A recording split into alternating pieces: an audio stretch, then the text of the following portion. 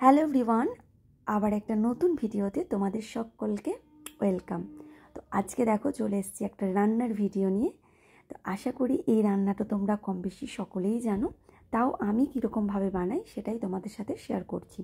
আজকে বানাবো মাশরুমের সবজি, কড়াইশুঁটি, টমেটো, আলু দিয়ে। তো প্রথমেই আমি সবজিগুলোকে ভালো করে ধুয়ে কেটে নেব।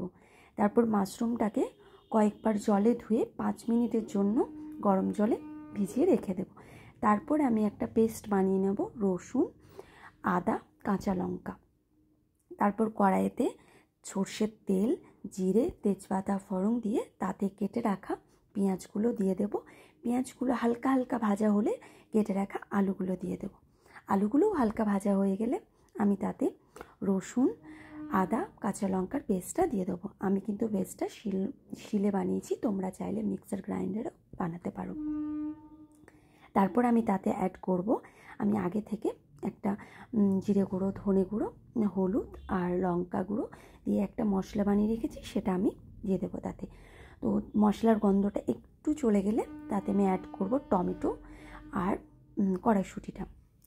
তো সেটা হালকা নাড়াচাড়া করে আমি তাতে দিয়ে দেব মাশরুমটা। তো মাশরুমটাও ভালো করে নাড়াচাড়া করে আমি দিয়ে দেবো পরিমাণ মতো জল। খুব বেশি জল দেবে না, কারণ রান্নাটা শুকনো শুকনো হবে। তো পরিমাণ মতো জল দেবে যাতে আলুটা সেদ্ধ হয়।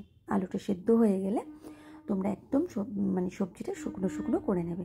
তো এই সবজিটা গরম গরম ভাত বা রুটিতে ভীষণ ভালো লাগে। আমার তো ভীষণ ভালো লাগে, তোমরাও বলবে কার কার ভালো লাগে। তো এরকম স্টাইলে একবার বানাবে, দেখবে খুব ভালো লাগবে।